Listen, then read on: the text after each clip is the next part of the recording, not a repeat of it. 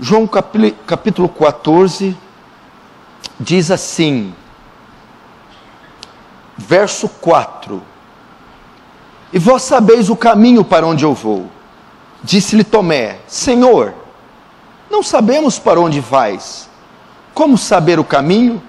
Verso 6: Respondeu-lhe Jesus: Eu sou o caminho, eu sou a verdade, eu sou a vida.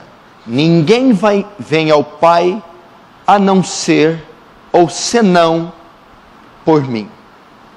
Vamos fechar os olhos e fazer mais uma rápida oração. Pai Santo, o Senhor sabe da nossa necessidade, da sua graça e da sua misericórdia. Nós somos miseráveis pecadores, mas nos atrevemos a dirigir nossas palavras e voltar nosso rosto para um Deus santo, tremendo, perfeito como o Senhor. Por causa do que Cristo fez naquela cruz, vertendo o seu sangue, temos acesso à sua majestade e à sua glória. E eu peço que seja propício a nós essa noite, e despeja da sua graça, gloriosa, abundante, imerecida. Faz com que o teu Espírito trafegue entre nós, sonde mentes e corações, transforme, cure, liberte almas, salve pecadores aqui essa noite, que ninguém resista à sua vontade soberana e à sua graça irresistível. Em nome do Pai, do Filho e do Espírito Santo. Amém. Querido, presta atenção, eu vou procurar ser breve. Este texto que eu li é um dos textos mais conhecidos do mundo e um dos mais conhecidos da Bíblia. É um texto áureo, João 14, 6. Talvez ele é o terceiro texto mais conhecido. O primeiro, João 3, 16. O segundo, Salmo 23, o Senhor é meu pastor, nada me faltará. E talvez o terceiro, este. Disse Jesus: Eu sou o caminho, a verdade e a vida. Ninguém vai ao Pai senão por mim. Eu quero falar rapidamente a você de algumas coisas interessantes para a sua vida. Você sabe que com a queda do Muro de Berlim, em 89, surge então o pós-modernismo. O que o pós-modernismo propõe? Ele traz com ele outras três correntes filosóficas: o pluralismo, o humanismo e o relativismo. Essa é a ideologia filosófica do pós-modernismo, da era pós-moderna. O pluralismo, o humanismo e o relativismo. O que o pluralismo trouxe? O que traz? Qual é a sua proposta? O pluralismo traz a verdade que existem muitas verdades, muitos caminhos, muitos deuses. Temos um mundo plural, de verdades plurais, de religiões plurais, de muitos deuses, de vários caminhos que se podem chegar a um só caminho. Um mundo plural. Você tem uma verdade, outro tem outra. Você tem uma fé, outros têm outras. Várias fés, vários credos, várias igrejas, várias doutrinas, várias verdades, várias descobertas. Você tem uma descoberta, ela é verdadeira. O outro tem, ela também é verdadeira. A minha é, a sua também é, a do outro é. Todas são verdadeiras. Por quê? O pluralismo. Não existe mais uma única verdade. Não existe mais verdades absolutas. Existem várias verdades, vários caminhos, várias correntes, várias maneiras de pensar, vários métodos de se solucionar problemas, várias alternativas de encontrar paz, de encontrar consolo, de encontrar conforto, de encontrar segurança, de encontrar completude, de encontrar prazer. Tanto um como o outro é válido. Não existe mais um pensamento único, objetivo e definido. Ao invés disso, existem vários. Mas eles se divergem entre si? Se divergem. Mas todos eles conduzem para um ideal e para o fim que cada um deseja. Então o pluralismo prega isso. Prega que não há diferença de deuses, né? Não, aliás, não há problema com a diferença de deuses. Você tem um Deus, o seu é verdadeiro. Eu tenho o meu também é verdadeiro. Logo, seguir Buda está correto. Seguir Maomé também está correto. Seguir Confúcio está correto também. Hare Krishna também está correto. Alonso, Allan Kardec. Todos são deuses, todos levam a um Deus Pai. Todos esses caminhos estão corretos. Porque vivemos num mundo plural. O prazer pode ser encontrado em qualquer lugar. Para alguns, o prazer vai ser encontrado na natureza. Para outros, nas drogas. Para outros, no casamento. Para outros, no segundo, terceiro casamento. Para outros, na bigamia. Para outros, na poligamia. E todos são formas de prazer. Por quê? O pluralismo traz isso. A outra corrente filosófica do pós-modernismo é o humanismo. O que é o humanismo? O humanismo tirou a divindade do trono, tirou Deus do seu trono, do seu lugar. Ela chutou Deus e colocou o homem. O homem é o centro do universo. O universo gira em torno do homem, em favor do homem. Tudo que é feito no cosmos é para agradar o homem, satisfazer o homem.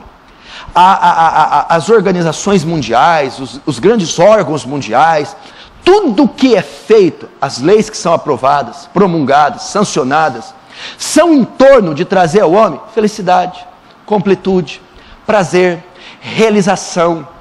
Você vive num mundo antropocêntrico, um mundo que gira em torno do homem. Então a indústria cinematográfica, tudo que ela produz é em torno do homem, tem como a figura principal o homem. A teledramaturgia, tudo gira em torno do homem. As artes cênicas, a literatura, tudo que é feito é para agradar, dar prazer, satisfazer o homem. Endeusar o homem, colocá-lo no topo, colocar como fim máximo de tudo e de todos. O homem, você vê vários aspectos, né? O entretenimento, a indústria da tecnologia. A tecnologia trabalha para quê? Para dar ao homem conforto, para dar ao homem o máximo de prazer que ele possa extrair desse mundo. E assim você vê todos os meios de comunicação, todos os órgãos sociais, toda a cultura, ela está convergindo na pessoa do homem. O mundo, então, é um mundo antropocêntrico. O universo é um universo antropocêntrico. É um universo humanista. A terceira corrente que o pós-modernismo trouxe é a pior de todas. O pior filho do pós-modernismo é o relativismo. O que é o relativismo? A verdade absoluta que não existe. Verdades absolutas. Tudo é relativo. Tudo é relativo. Depende do ponto de vista e da circunstância com que cada coisa ocorre. O relativismo ensina que não existe valores absolutos, verdades absolutas, caminhos absolutos. Vivemos num mundo relativizado. O que para mim é mal, para você pode não ser. É relativo. O conceito de certo ou errado, de bom ou mal, foi relativizado. Por isso se mata, se estupra, se aborta, se estrangula, se divorcia, se casa. Porque essa questão moral ficou relativizada. Então hoje você vive numa sociedade que relativizou tudo, onde não há valores absolutos, não há verdades absolutas, não há credos absolutos, não há religiões absolutas, não há deuses absolutos, não há fé professada absoluta. Tudo depende do ponto de vista pessoal, da circunstância e do contexto que cada um ocorre. Nossa, mas aquilo que você fez foi feio. Não, feio para você, para mim foi bonito. Aquele ato que você cometeu foi um ato perverso. Não, esse negócio de perverso é relativo. Na sua ótica é perverso, na minha não é. relativo. Então, vivemos num mundo assim, onde leis são aprovadas ou desaprovadas. Países, nações, estados se divergem entre si nas suas leis, por causa de contexto e de cultura. Faz com que as situações morais sejam relativizadas, como aborto, eutanásia, como suicídio, estupro, pedofilia, ideologia de gênero, divórcio, segundo casamento, homossexualismo, lesbianismo. Tudo isso pode ser aprovado em nome do relativismo. Porque afinal, vivemos numa sociedade que não tem valores absolutos. Uma sociedade plural, humanista e relativista, fazendo do homem moderno uma besta, um animal sem identidade e sem forma, sem valores, pluralista e centrado em si próprio, fazendo a sociedade nossa moderna a pior que já existiu em todos os tempos. Porque uma sociedade, uma empresa, qualquer órgão que não tem valores e verdades absolutas, degrada, definha, dilui, míngua, morre, extingue. Esse é o contexto que nós estamos vivendo, o pós-modernismo. E o pluralismo, relativismo e humanismo estão em todos os campos da sociedade. Estão dentro das universidades, estão nos hospitais, está na política, está nas religiões, nas ciências, está instalado em todos os setores da sociedade, fazendo o homem moderno ser o que ele é. Por que eu estou falando isso?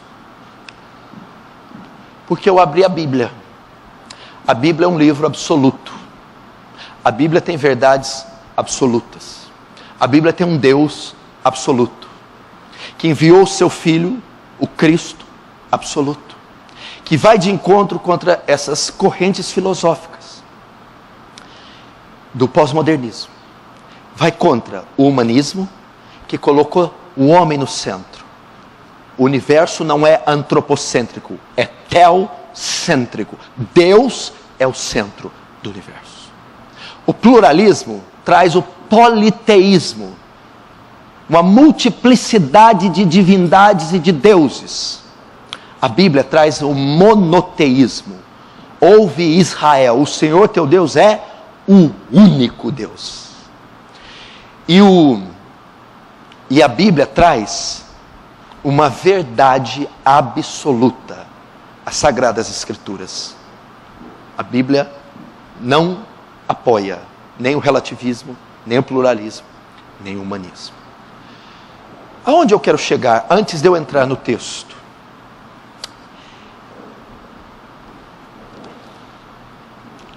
Não é novidade para ninguém que nós vivemos na pior geração de todas. A geração mais imoral, mais degradante, mais perversa da história. Por conta do pós-modernismo ter dominado todos os campos da sociedade, o homem se tornou o animal que ele é. Eu vou ler algumas coisas para você, alguns dados aqui, e você vai ver. Por mais que o homem se desenvolva, por mais que ele se torne sofisticado, por mais que as ciências alcancem o grau de conhecimento inimaginável antigamente, ela não está trazendo mais felicidade, paz e sossego para o homem. A paz é algo que o homem mais procura. A paz é algo que é o elemento, o sentimento mais procurado em toda a história da humanidade. Todavia, o homem segue sem paz. Desde que o edifício das Nações Unidas foi erguido em 1948, com o propósito de proclamar paz mundial, já tivemos dezenas, centenas e milhares de guerras em todo o mundo. O mundo está em guerra agora. As fronteiras dos países do Oriente estão em guerra agora. O Estado Islâmico está em força total, disparando e iniciando guerras. Temos guerras civis, guerras santas, guerras frias. O homem não encontrou a paz. A tecnologia deu ao homem estradas e caminhos para ele trafegar como nunca. Desde a instituição do Império Romano, onde o Império Romano tentou instalar a Pax Romana, a paz romana, criou-se as estradas mais sofisticadas da época, que duram até hoje. E depois dessas estradas, você encontra as mais belas freeways na Alemanha, na Inglaterra, nos Estados Unidos. Então você vê as rodovias, os caminhos, as estradas mais belas, que ligam o homem de uma parte a outra, em todas as partes do mundo. O homem conseguiu construir lindas estradas, mas ele perdeu o rumo, ele perdeu o caminho. Ele não sabe para onde ir, nem sabe para onde vai. O homem aprendeu a dominar o fogo na época da pré-história. A combustão, ele aprendeu fazer o fogo e aprendeu a dominar o fogo. Hoje, o fogo é um poderoso agente para o homem. O homem detém o poder do fogo. No século 12 a.C., chamada a Era do Ferro, o homem aprendeu a dominar o ferro, o metal, aprendeu a fazer armas de guerra, e aprendeu a armar um exército, e dominar e conquistar com ferro. O homem aprendeu a dominar o vapor, na Era do Vapor, ou a época da Revolução Industrial. E o homem domina o vapor, a água que ferve, e ele, através disso, constrói gigantescas empresas. O homem aprendeu a dominar a água, faz uso da água como nenhuma outra geração, faz da água um elemento excepcional, sensacional. O homem aprendeu a dominar a energia atômica, a energia nuclear.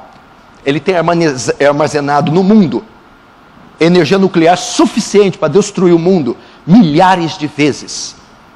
Você vê o efeito, por exemplo, da bomba atômica em Hiroshima, Nagasaki, o estrago que fez. Então o homem hoje sabe fazer mísseis com ogivas nucleares que podem fulminar o mundo. O homem aprendeu a dominar a energia nuclear, a energia atômica. O homem avançou. Quem diria que hoje num celular você poderia fazer uma transferência bancária, você poderia pagar uma conta de água, luz e de telefone através do seu celular?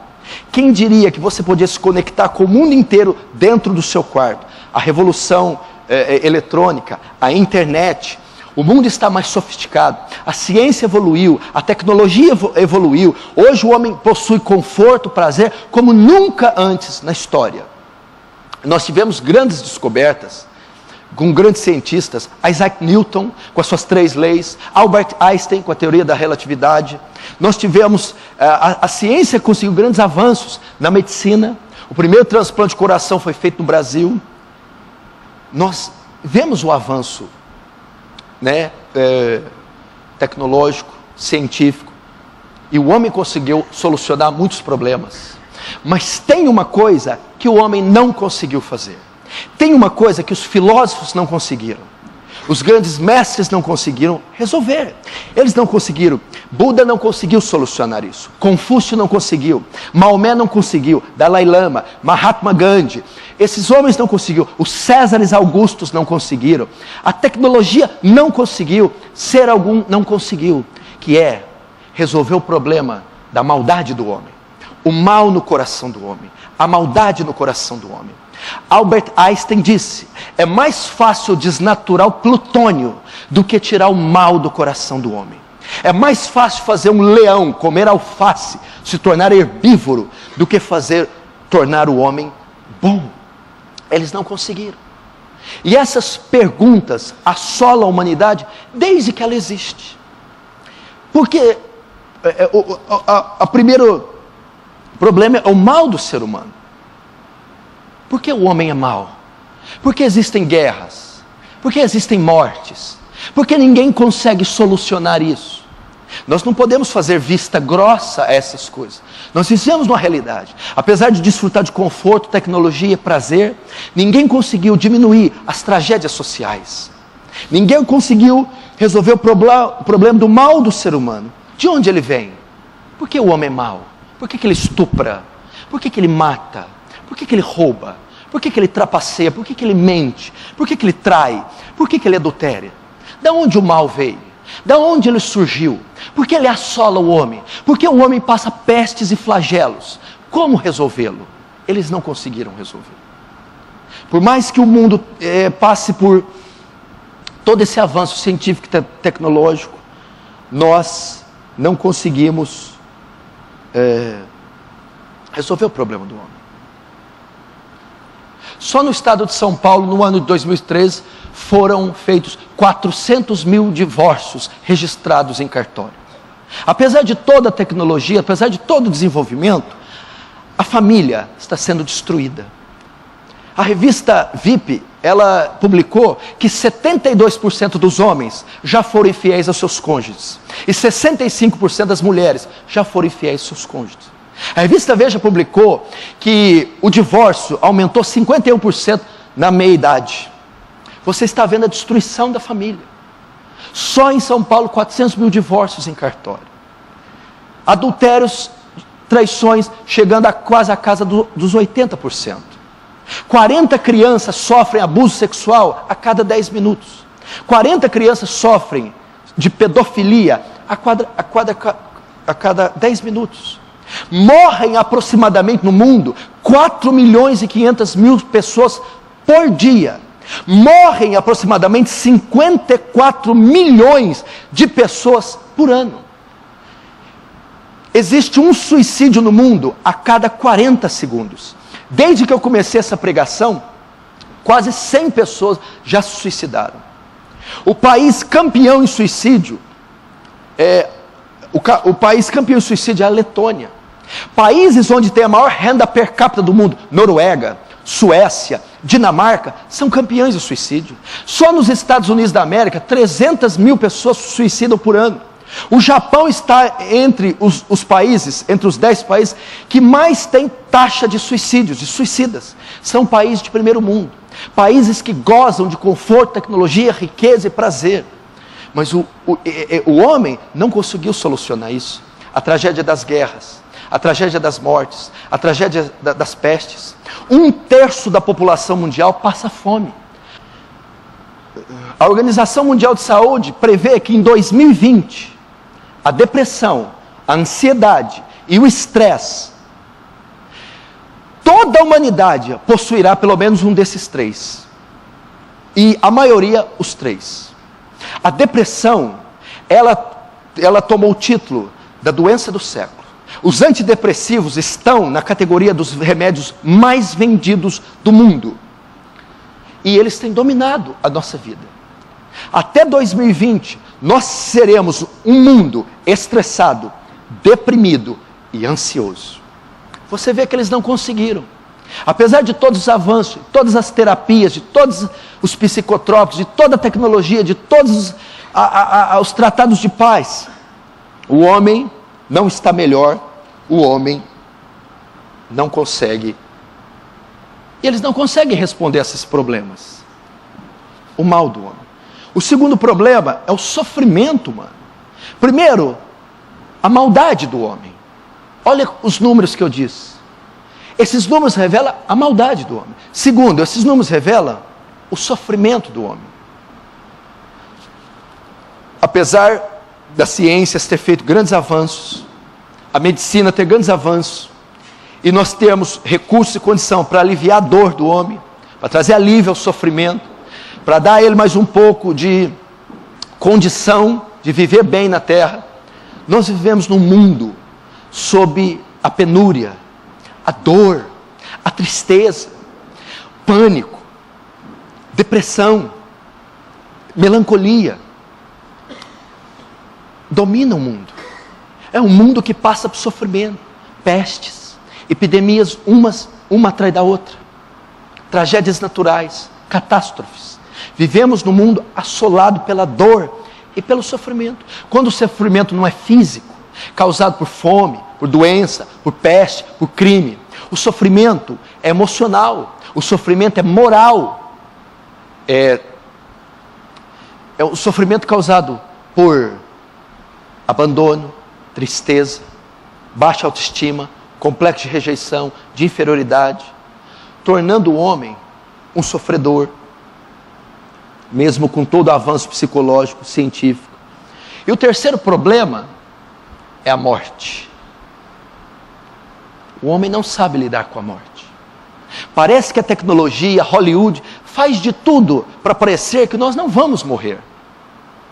Parece que quando você pensa nos atores, você pensa que Christopher Reeve está vivo ainda, que ele é o super-homem, que ele tem 30 anos, é musculoso, bonito. A impressão que passa é que somos imortais. Ninguém pensa na morte. Ninguém sabe, ninguém se preocupa com a morte. Parece que ninguém vai envelhecer, parece que ninguém vai morrer. Mas 50 milhões de pessoas morrem por mundo. Se você não concorda comigo no que eu falei até agora, pelo menos em uma coisa você vai concordar. Todos nós aqui um dia morreremos. E como vai ser? Você está preparado para a morte? O homem não soube responder isso. Como lidar com a morte? Qual o antídoto para a morte? Como se preparar para a morte? O que será depois da morte? Para onde iremos depois da morte? Você sabe como lidar com a morte? Você tem feito planos para a sua morte? Será que você não pode morrer essa semana ainda? O que vai ser depois que você morrer? Onde vai estar o seu corpo? Onde vai estar a sua alma? O que será depois da morte? As ciências não resolveram isso. Os filósofos não conseguiram resolver. Eles não conseguiram. Bertrand Russell disse que o mal do homem está no coração do homem. E é do coração que tem que ser tirado. O sofrimento, o mal e a morte. Como lidar com isso? Como viver no mundo com... Querido, você não está vivendo no Play Center. O mundo não é o Hop Harry Play Center, Las Vegas. O mundo é uma selva. É um campo de batalha. Enquanto estamos aqui, tem mísseis sobre a nossa cabeça. Enquanto você está aqui, tem gente sendo morta, estuprada, violentada, assassinada, asfixiada, estrangulada, decapitada. Leis espúrias estão sendo assinadas, divórcios, abortos.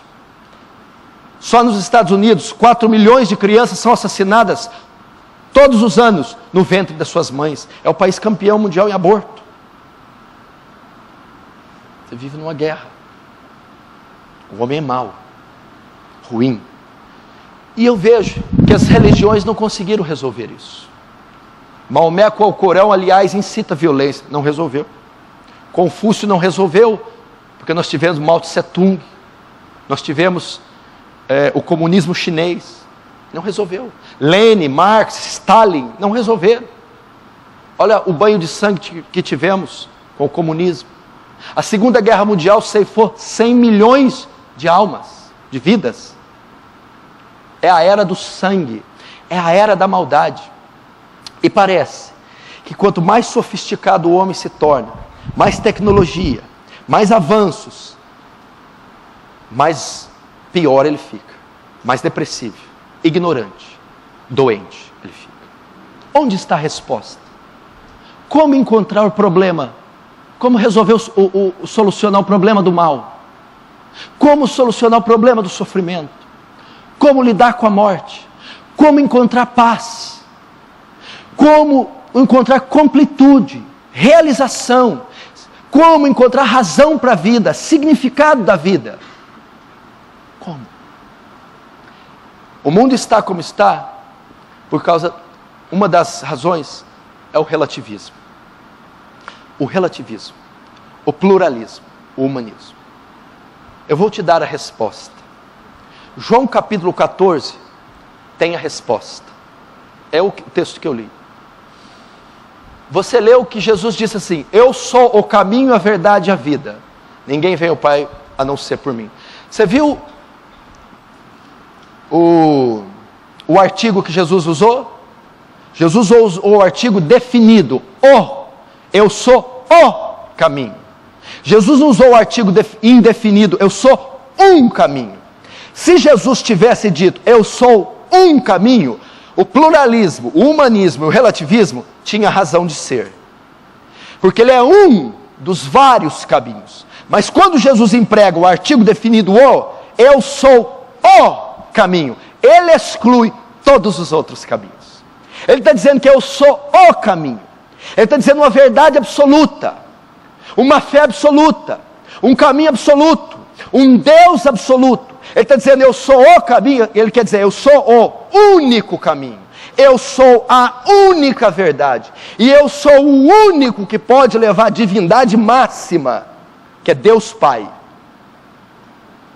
A resposta se encontra naquela cruz, no Salvador. Aumenta aqui o retorno, por favor. Se encontra no Salvador. Eu sou o caminho.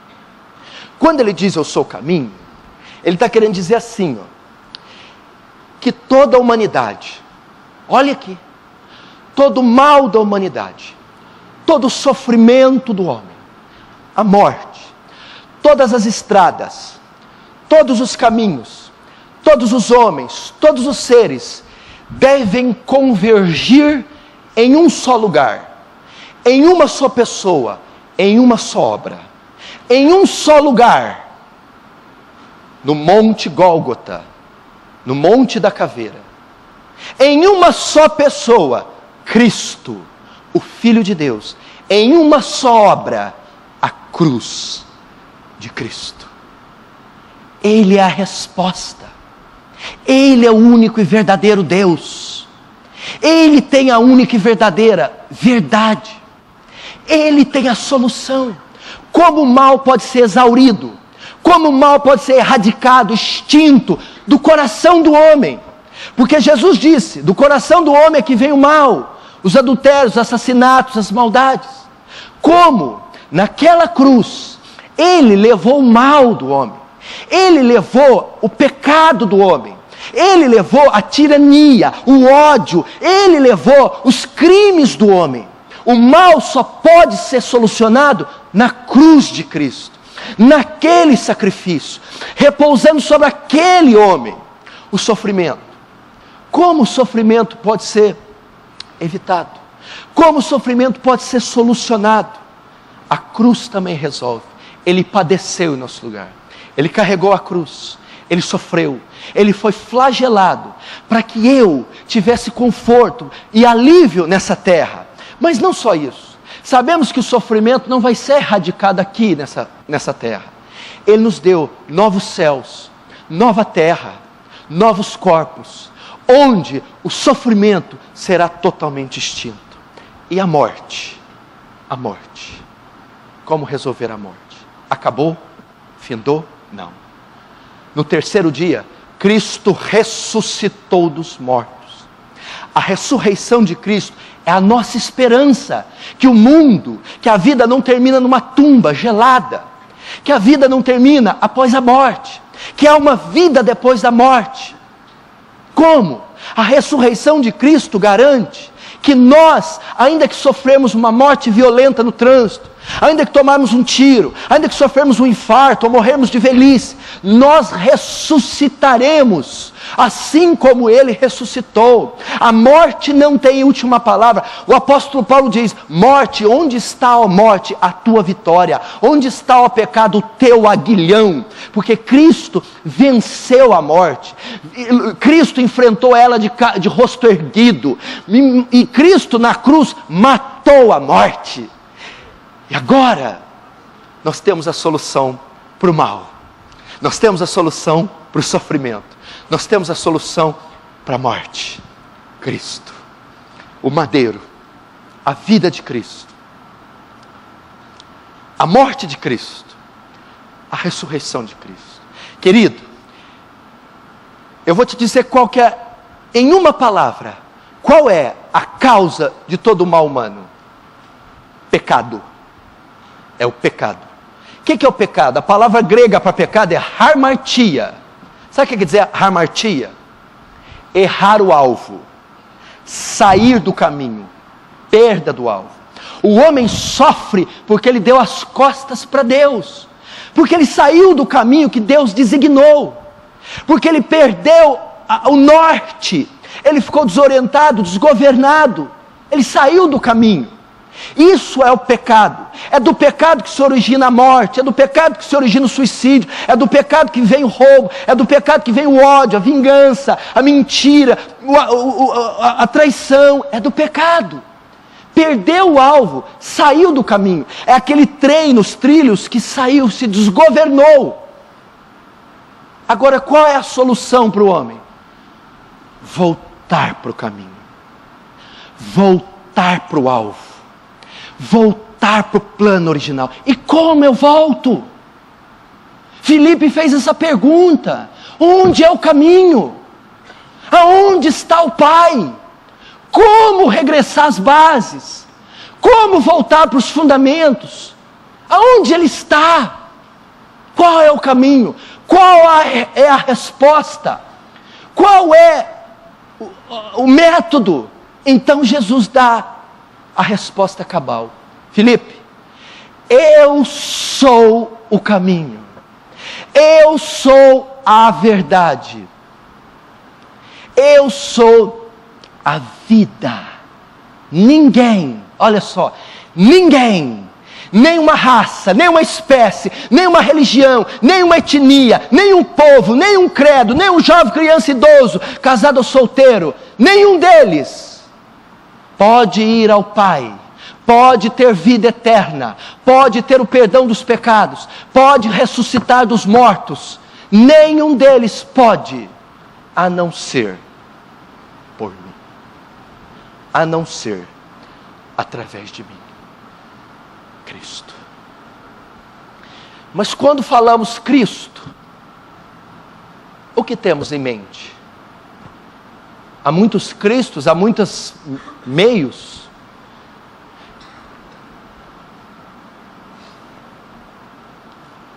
Jesus disse assim: eu, quando for levantado, todos atrairei a mim.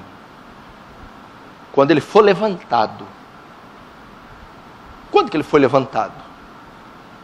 Quando Ele foi pregado naquele madeiro, colocado no buraco, com cordas, Ele foi erguido, Ele foi levantado. Neste ato, Ele atraiu todos a Ele. Tinha uma placa escrita em cima, pregada lá, que Pilatos mandou pregar: Jesus de Nazaré, Rei dos Judeus. Estava escrito em hebraico, grego e latim. Estava lá: Jesus istem Kyrios, Jesus é o Senhor, Jesus é o Rei dos Judeus. Por que tinha aquela placa? Eram as 3 línguas da época: o latim, a religião oficial do império; o grego, o inglês da época, a língua universal; e o hebraico, a língua da religião, a língua dos judeus.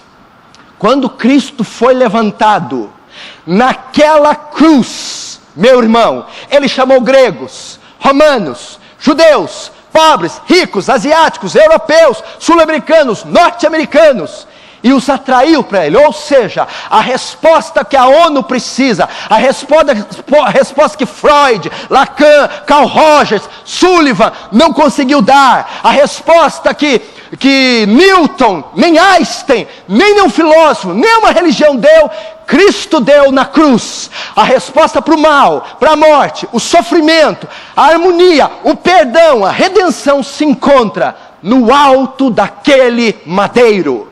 Na cruz bendita de Cristo. Ela é o caminho, ela é a solução, ela é a verdade, ela é a completude, ela é a paz, ela é a realização, ela é a resposta para a pergunta, ela é o encontro, ela é voltar-se para os trilhos. A cruz. Mas por que a cruz? Porque o mal se originou do pecado de Adão, nossos primeiros pais. Nós herdamos a transmissão de Adão, e toda a raça humana herdou esse vírus chamado pecado. E o pecado assolou a humanidade e traz todos os males que você vê. O único antídoto para o pecado, a única arma que estanca o pecado, neutraliza, paralisa os seus efeitos devastadores, é a cruz. Por que a cruz? Porque naquela cruz, Deus se tornou homem, carne e osso.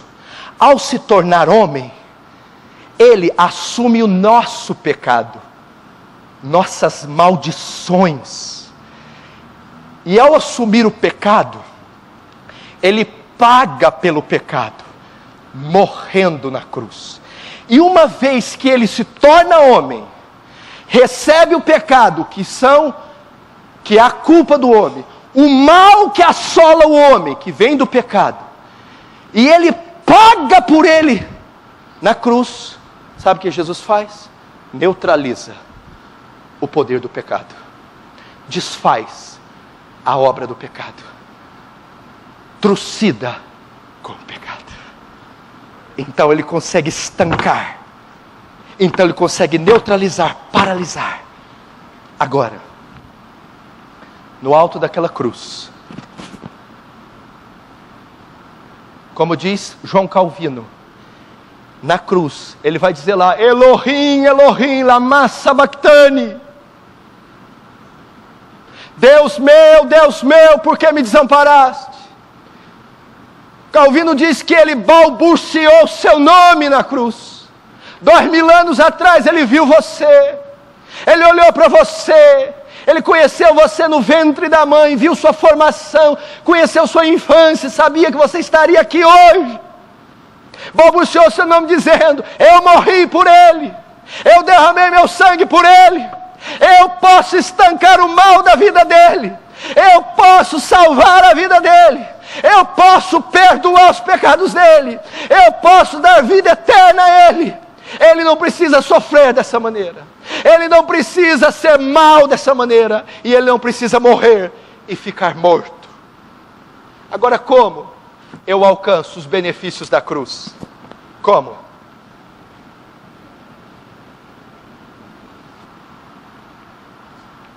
Reconhecendo o meu pecado, lançando a minha fé naquele madeiro sangrento, naquele Salvador bendito, me prostrando aos pés daquele monte, daquela cruz sangrenta, e dizendo: foi por mim. Eu lanço a minha esperança naquela cruz, lanço o meu coração, meu corpo, minha mente, minha alma, minha vida, minha família, meus negócios, naquele sacrifício. Eu creio em Jesus, eu creio na morte dele, eu creio que ele ressuscitou dos mortos, eu creio que ele levou o meu pecado, eu creio que ele perdoou o meu pecado, eu creio que ele me deu vida eterna, eu creio que ele estancou o mal do meu coração, eu creio que ele tirou a culpa do pecado que estava sobre meus ombros, eu creio que ele me justificou dos meus pecados, tirou minha culpa, meu crime. Eu sei que ele refreou o poder do pecado que me mataria. Eu creio que enquanto eu viver aqui, ele me ajudará, e que quando eu morrer, eu não temo. Davi respondeu isso quando ele escreveu o Salmo 23: o Senhor é meu pastor e nada me faltará. Deitar-me faz em pastos verdejantes, guia-me a águas tranquilas, guia-me pela vereda da justiça, por amor do teu nome. Verso 4: ainda que eu andasse pelo vale da sombra da morte, não temerei mal algum, porque tu estás comigo. Sabe o que Davi fala, o termo que ele usa ali? Ainda que eu andasse pelo vale da sombra da morte.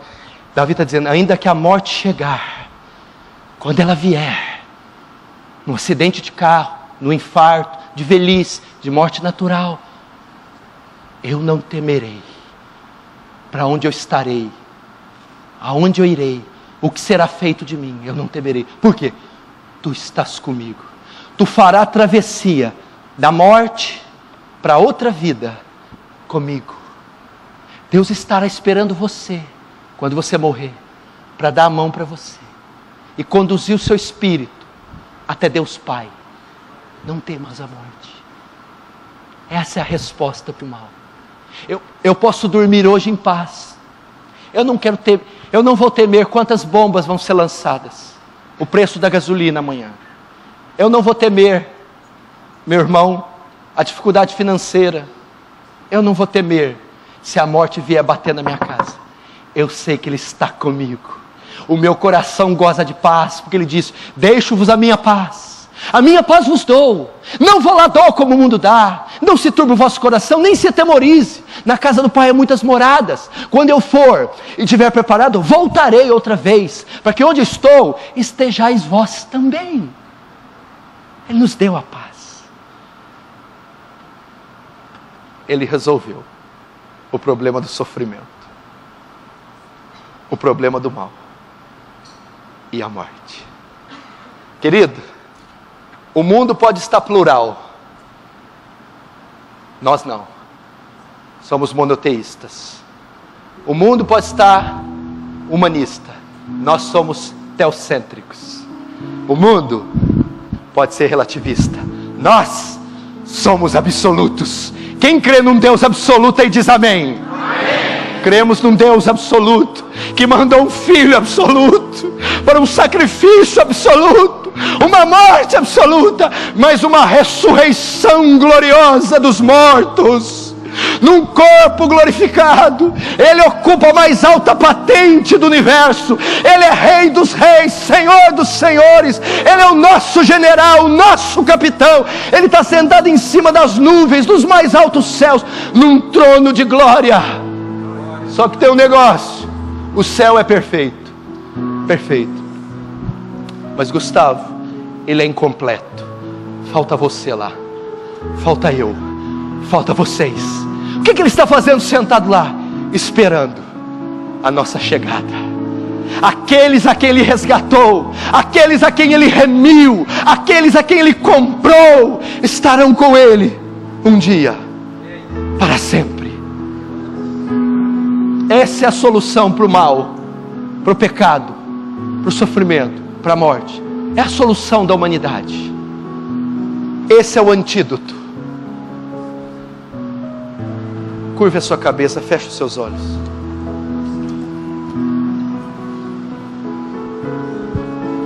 Fale com Deus agora. Você sabe falar com Deus? Fala com Deus. Vamos falar com Deus.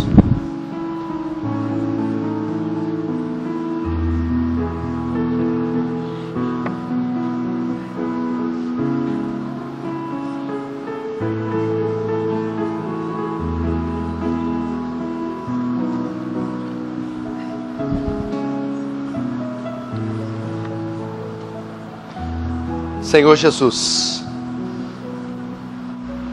nós carecemos da sua misericórdia. Você pode derramar suas lágrimas diante dele. Obrigado, Jesus bendito.